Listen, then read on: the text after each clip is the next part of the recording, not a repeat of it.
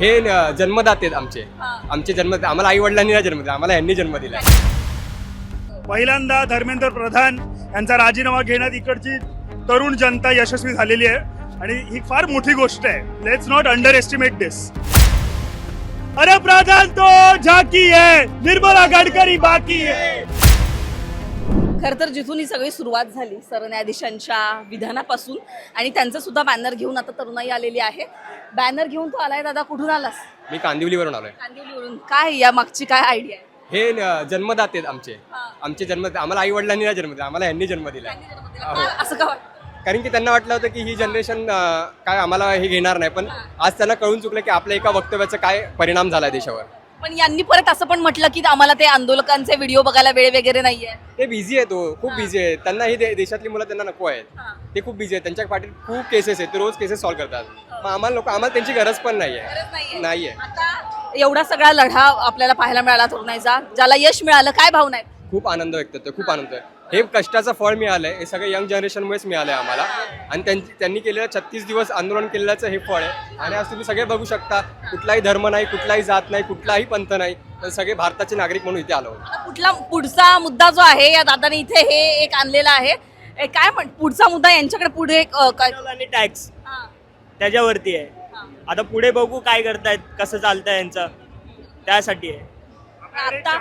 आता आता जो राजीनामा आपल्याला झाकी है, निर्मला गडकरी बाकी है म्हणणार तुम्ही सगळ्यांनी.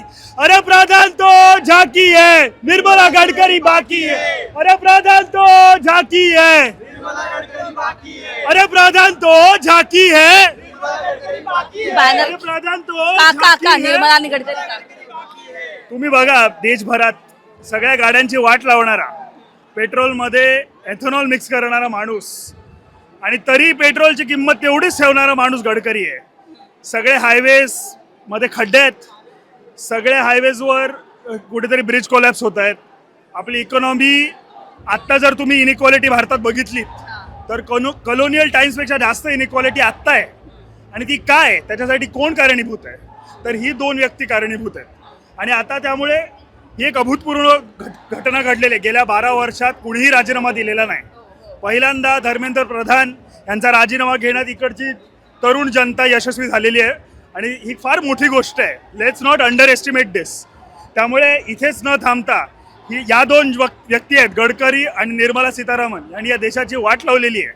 जंगलं तोडून, नद्या बुजवून सगळीकडे हायवे बांधणं हे गडकरींनी साध्य केलेलं आहे आणि त्यांचा मागे मोठा PR आहे.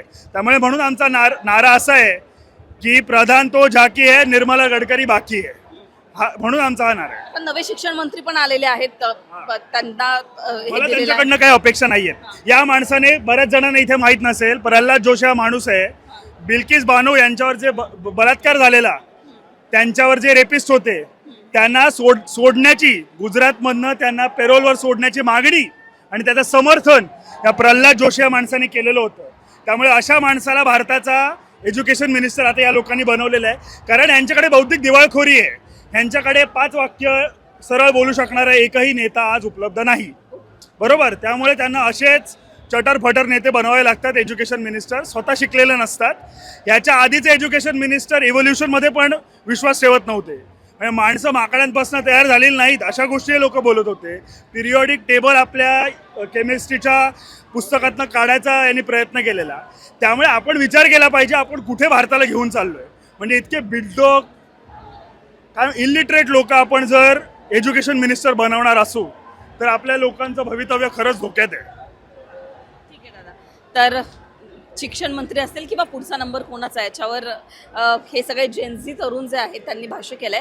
आणि इथे आपल्याला पुढे जर बघितलं, गर्दी बघा तुम्ही शिवतीर्थासमोरची, जी वाढताना आपल्याला पाहायला मिळते. वेगवेगळे बॅनर्स घेऊन हे जेनझी जे आहेत ते आपला राग व्यक्त करताना पाहायला मिळतात. इथे लाडू सुद्धा वाटण्यात